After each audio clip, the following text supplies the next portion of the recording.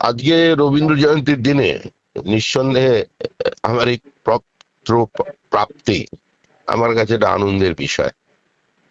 এই মুহূর্তে পশ্চিমবঙ্গের যে সামাজিক পরিস্থিতি, সেখানে বহুত্ববাদের প্রয়োজন প্রতিষ্ঠা। আর দ্বিতীয় কথা, মত প্রকাশের অধিকার কোন শিল্পী, কোন সাহিত্যিক এবং যে কোনো সৃজনশীল মানুষের একটা অধিকারের মধ্যে পড়ে, এবং সেটাকে রক্ষা করাও একটা সরকারের কর্তব্যের মধ্যে পড়ে।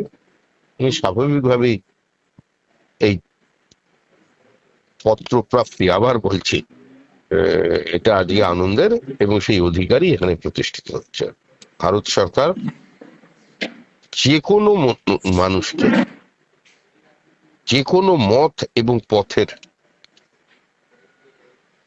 অস্তিত্বকে গ্রহণ করে এবং এই বহুত্ববাদকে স্বীকার করে।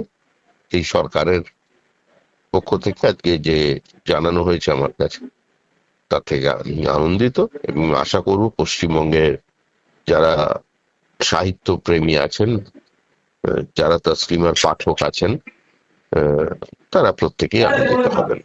দেখুন, তসলিমা নাসরিনকে অত্যন্ত কদর্য ভাবে এবং অন্যায়ভাবে পশ্চিমবঙ্গ থেকে বিতাড়িত করা হয়েছিল।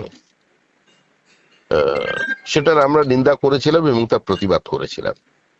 যিনি এই ঘটনা ঘটিয়েছিলেন তিনি আজকে এই ইহলোকে নেই, কিন্তু তদানীন্তন কংগ্রেস পার্টি সেই ভদ্রলোককে তৎক্ষণাৎ দল থেকে সাসপেন্ড করেন এবং তৃণমূল কংগ্রেস তাকে সাদরে গ্রহণ করে লোকসভায় পাঠিয়ে দেয়। এটা ছিল সম্পূর্ণই একটা রাজনীতি। আর ভারতবর্ষের যে দেশ, এবং বিজেপি তো নতুন কোনো কথা বলেনি, এই দেশের মাটিতে উচ্চারিত হয়েছে একম সদ্বিপ্রা বহুধা বদন্তি, মুন্ডে মুন্ডে মতের ভিন্না। এগুলো সব ভারতীয় সংস্কৃতির কথা, এবং যুগ যুগ ধরে ভারতবর্ষ এই সংস্কৃতিকে লালন পালন করে এসেছে। তার জন্য প্রয়োজন একটা শক্তিশালী ভূখণ্ডের, যেখানে প্রত্যেক মানুষ নিজের মত প্রকাশ করবে। আমি মুখে বলবো যে রামকৃষ্ণের মাটি এটা, এটা যত মত তত পথের দেশ। আর সেই দেশের মাটিতে দাঁড়িয়ে একজন বলবে এখানে 30% হিন্দু, সুতরাং তারা কালী পুজো করতে পারবে না, দুর্গাপুজোর বিসর্জন এই পথ দিয়ে করতে পারবে না, এটা কাম্য নয়। আমরা চাই দুর্গাপুজোর বিসর্জন এবং মহরমের মিছিল একই সময়ে একই রাস্তা দিয়ে সমান্তরাল ভাবে এগিয়ে যাক। বাধা তো কখনোই ছিল না। আমি যে রেসিডেন্স পারমিট পাই ভারতে, তার মানেই হচ্ছে আমি ভারতের যে কোনো রাজ্যেই যেতে পারি, যে কোনো জায়গায় যেতে পারি। কোনো রেস্ট্রিকশন তো কখনো ছিল না। আমি তো অনেক জায়গায় যাই, তো এখানে কেরালা লিট ফেস্টে, তামিলনাড়ু লিট ফেস্টে, জয়পুর লিট ফেস্ট, সেদিন গেলাম জব্বলপুর, তারপর কিছুদিন আগে গেলাম পুরী লিট ফেস্টে। আমি তো যাচ্ছি বিভিন্ন রাজ্যে, কখনোই তো কোনো রেস্ট্রিকশন ছিল না। তো কলকাতায় যাই না, যেহেতু একবার কলকাতা থেকে আমাকে বের করে দেওয়া হয়েছে। এরপর ওখানে যাওয়ার পর আবার যদি মুখ্যমন্ত্রী না চান, ওখানকার রাজ্য সরকার যদি না চান, সেই কারণে যাই না। ওখানে তো যেতে ইচ্ছে করে। ওখানে কলকাতা বুক ফেয়ারে আমার বই বের হয়, কিছুদিন আগে আমার একটা বইয়ের উদ্বোধন হলো। তারপর বিভিন্ন সাহিত্যানুষ্ঠানে আমাকে ডাকা হয়, আমন্ত্রণ জানানো হয়, কিন্তু আমি যাই না, যেতে পারি না।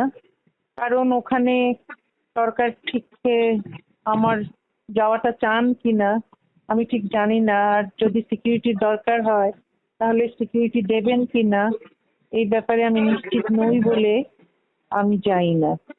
তাছাড়া অন্য রাজ্যে তো আমি যাচ্ছি। হ্যাঁ, নিশ্চয়ই নিশ্চয়ই নিশ্চয়ই যাব। কারণ আমি বাঙালি লেখক, আমার দুই বাংলা থেকে আমি বিতাড়িত, সেটা তো খুব ভালো লাগে না। একজন বাংলা অন্তঃপ্রাণ, প্রাণের টানেই তো আমি গিয়েছিলাম পশ্চিমবঙ্গে থাকতে।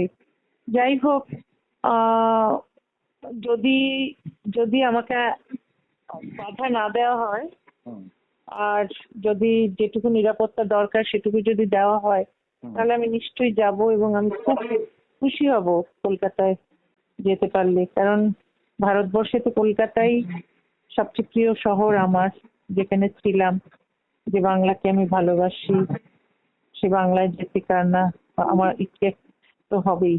এই ভালো দিনে একটা ভালো খবর, তো খুব ভালো লাগছে আমার, খুবই ভালো লাগছে। কলকাতায় যেতে পারবো, এতদিন তো আমি ভাবতাম যেতে ওখানে হয়তো আর অন্য যে যে যে রাজ্যেই যাই কলকাতায় হয়তো যেতে পারবো না, ওখানে হয়তো আমাকে অনুমতি দেওয়া হবে না, ওখানে যাওয়ার অনুমতি হয়তো রাজ্য সরকার দেবেন না, হয়তো কেন্দ্রীয় সরকার চান না। কিন্তু এখন তো দেখলাম যে কোনো বাধা নেই।